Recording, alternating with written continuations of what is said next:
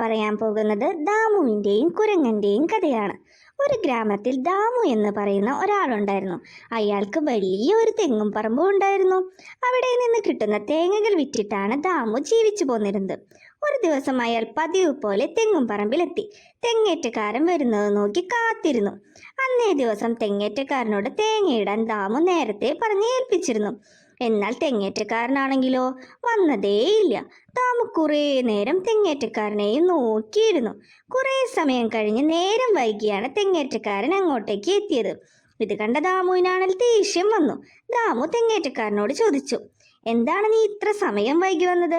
എത്ര നേരമായി നിന്നെയും നോക്കി ഞാനിവിടെ കാത്തിരിക്കുന്നു. ഇത് കേട്ട തെങ്ങേറ്റക്കാരൻ ദാമുവിനോട് മാപ്പ് പറഞ്ഞു. മുതലാളി ക്ഷമിച്ചാലും ഞാൻ ഇപ്പോൾ തന്നെ കയറി തേങ്ങ ഇട്ടുതരാം എന്നും പറഞ്ഞ് തെങ്ങിന്റെ മുകളിലേക്ക് കയറാൻ തുടങ്ങി.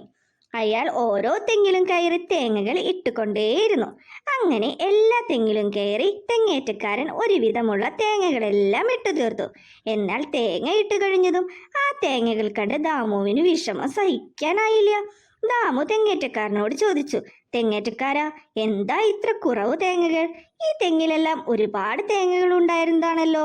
ഇത് കേട്ട തെങ്ങേറ്റക്കാരൻ പറഞ്ഞു, അത് തന്നെയാ എനിക്കും മനസ്സിലാകാത്തത്. ഇത്ര തേങ്ങയെ എനിക്ക് കിട്ടിയുള്ളൂ. മുൻപ് വന്നപ്പോൾ ഒരുപാട് തേങ്ങകൾ ഇവിടെ വിളഞ്ഞു നിന്നിരുന്നതാ. എന്താ സംഭവിച്ചതെന്ന് എനിക്ക് മനസ്സിലാകുന്നില്ല മുതലാളി. ഇതും പറഞ്ഞ് തെങ്ങേറ്റക്കാരൻ അവിടെ നിന്നും പോയി.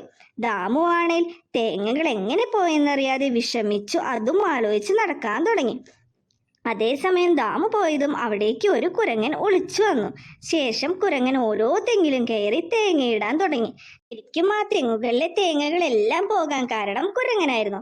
ഈ കുരങ്ങനായിരുന്നു ദാമു ഇല്ലാത്ത സമയം നോക്കി തെങ്ങും പറമ്പിൽ വന്ന് തെങ്ങിൽ കയറി തേങ്ങയിട്ട് അതും മോഷ്ടിച്ചു പോയിരുന്നത്.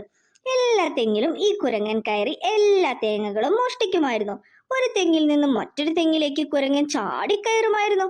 കുരങ്ങൻ അതൊരു വലിയ വിനോദമായിട്ടാണ് കണ്ടിരുന്നത്. ശേഷം തേങ്ങകൾ താഴെ വീഴുന്നതും കണ്ട് രസിക്കുമായിരുന്നു. ശേഷം ആ തേങ്ങകളുമായി കുരങ്ങൻ അവിടെ നിന്നും കടന്നു കളയും. ഇതൊരു പതിവായി നടന്നു പോയിരുന്നു. എന്നാൽ ദാമു ആണെങ്കിലോ ഇതൊന്നും അറിഞ്ഞതേയില്ല.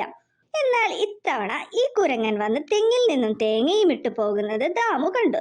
അപ്പോഴാണ് ദാമുവിന് യഥാർത്ഥത്തിൽ എന്താണ് സംഭവിച്ചതെന്ന് മനസ്സിലായത്. ദാമുവിന് ദേഷ്യം സഹിക്കാനായില്ല. ദാമു ചിന്തിച്ചു, ഈ കുരങ്ങനെ ഒരു പാഠം പഠിപ്പിക്കണം. എങ്ങനെയെങ്കിലും ഇവിടെ നിന്നും എനിക്ക് ഈ കുരങ്ങനെ ഓടിക്കുകയും ചെയ്യണം. ഇവൻ കാരണമാണ് എൻ്റെ തേങ്ങകളെല്ലാം എനിക്ക് കിട്ടാതെ ഞാൻ ഈ അവസ്ഥയിലായത്. ആ സമയമാണ് ദാമുവിന് ഒരു ഐഡിയ തോന്നിയത്. ദാമു വേഗം പട്ടണത്തിലേക്ക് നടന്നു. ദാമു നടന്ന് ഒരു ടോയ് ഷോപ്പിന്റെ മുന്നിൽ എത്തിച്ചേർന്നു. ശേഷം ദാമു അവിടെ നിന്നും ഒരു പാമ്പിന്റെ ടോയ് മേടിച്ചു. ആ ടോയ് ആണെങ്കിൽ ചലിക്കാൻ കഴിവുള്ള ഒരു ടോയ് ആയിരുന്നു. ആ ടോയ് കണ്ടാൽ ശരിക്കുള്ള പാമ്പാണെന്ന് എല്ലാവരും കരുതുകയുള്ളൂ. ദാമു ആ ടോയുമായി തിരിച്ച് ഗ്രാമത്തിലേക്ക് ചെന്നു. ശേഷം ദാമു ആ ടോയ് ഗ്രാമത്തിലെ തെങ്ങും പറമ്പിലെത്തി തെങ്ങിന്റെ അവിടെ വെച്ചു. ദാമുവിന് ഉറപ്പായിരുന്നു ഇത് കണ്ടാൽ കുരങ്ങൻ പേടിച്ച് അവിടെ നിന്നും ഓടിപ്പോകുമെന്ന്. കാരണം ദാമുവിനറിയാമായിരുന്നു കുരങ്ങന്മാർക്കെല്ലാം പാമ്പിനെ വളരെയധികം പേടിയാണെന്നും അതിനെ കണ്ടാൽ അവർ ആ ഭാഗത്തേക്ക് വരികയുമില്ലാന്നും. അതിനാൽ ടോയ് അവിടെ വെച്ച് ദാമു കുറേ ദൂരമായി മാറി നിന്നു. ദാമു കുരങ്ങൻ വരുന്നതിനായി കാത്തിരുന്നു. അതേസമയം കുരങ്ങൻ ദാമു പോയെന്ന് കരുതി ചിന്തിച്ചു, ഹോ, ആ ദാമു പോയി കാണും. ഇനിയിപ്പോൾ പറമ്പിൽ ആരും തന്നെ ഉണ്ടാകില്ല. പറമ്പിൽ പോയി കുറേ തേങ്ങകൾ ഇന്ന് മോഷ്ടിച്ചിട്ട് വരാം. ദാമു ആണെങ്കിൽ ഒരു മണ്ടന. അയാൾക്ക് ഒരിക്കലും എന്നെ കണ്ടുപിടിക്കുവാൻ കഴിയുകയില്ല. ഇതും പറഞ്ഞ് കുരങ്ങൻ പറമ്പിലേക്ക് നടന്നു. എന്നാൽ കുരങ്ങനെയും കാത്ത് പാമ്പിന്റെ ടോയ് അവിടെ ഇരിക്കുന്നത് കുരങ്ങനുണ്ടോ അറിയുന്നു. കുരങ്ങൻ പറമ്പിലെത്തി തേങ്ങ പറിക്കാനായി തെങ്ങിന്റെ അടുത്തെത്തിയതും പാമ്പിരിക്കുന്നു അവിടെ.